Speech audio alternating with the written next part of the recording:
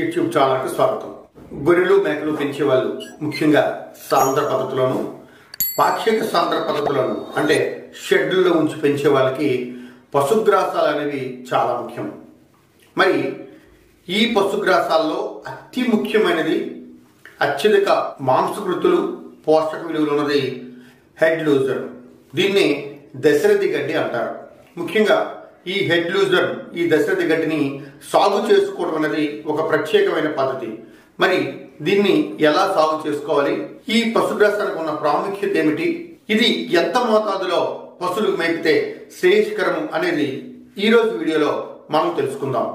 Head loser లేదా దశరథి గడ్డి అని పిలిచే ఈ పశుగ్రాసానికి ఉన్న ప్రాముఖ్యత ఏమిటి, దీన్ని సాగు చేసే పద్ధతిలో ఎటువంటి ప్రత్యేకతలు ఉన్నాయి, అదేవిధంగా దీన్ని జీవాలకు మేపటంలో ఎటువంటి పరిమితులు ఉన్నాయి అనే ఈ 3 అంశాలపైన రైతులు అవగాహన చేసుకోవాలి.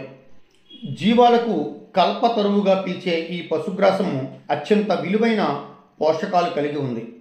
ఈ పశుగ్రాసంలో 30 నుంచి 35% డ్రై మ్యాటర్ అంటే పొడి పదార్థం ఉంటుంది. ఇందులో మాంసకృతులు 16 నుంచి 20% ఉంటాయి.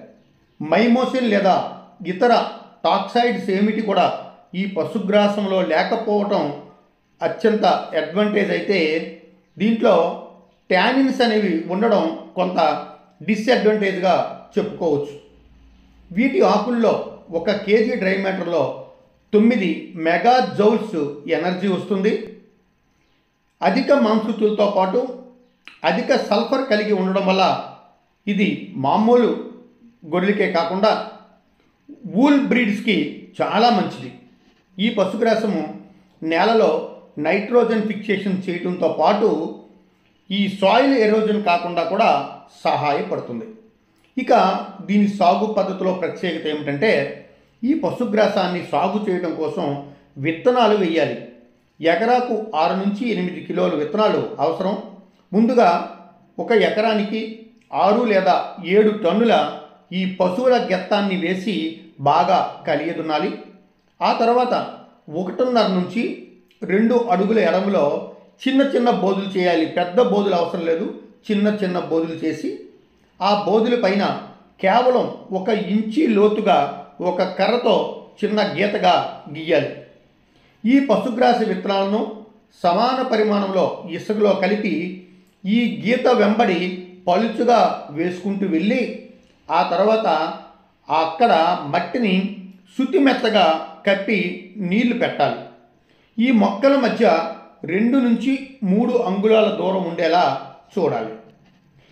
ఈ విత్తనాలు వేసిన 3 నెలల తర్వాత మొదటి కటింగ్ వస్తుంది. ఏపుగా పెరగనిస్తే 3 మీటర్ల ఎత్తు వరకు కూడా నిటారుగా పెరిగే సామర్థ్యం ఉన్నది ఈ పశుగ్రాసం. నీటి సదుపాయం పూర్తిగా కల్పించినట్లయితే ఇది సంవత్సరానికి 6 నుంచి 7 కోతలు ఇస్తుంది. ఒక్కొక్క కోతలో 7 నుంచి 8 మెట్రిక్ టన్నుల పశుగ్రాసం చొప్పున సంవత్సరానికి సుమారుగా 40 మెట్రిక్ టన్నులు పైబడి పశుగ్రాసం వచ్చే అవకాశం ఉంది. అనావృష్టి పరిస్థితుల్లో కూడా ఈ పశుగ్రాసం బాగా పెరుగుతుంది. కానీ ఈ పశుగ్రాసము చెట్లు నీడల్లో మాత్రం సరిగ్గా పెరిగే అవకాశం ఉండదు. ఇక మేపు పద్ధతిలో చాలా ఖచ్చితంగా రైతులు మెలకువలు పాటించాలి. ఎందుకంటే ఇది శృతి మించి జీవాలకు ఒకేసారి ఇవ్వకూడదు.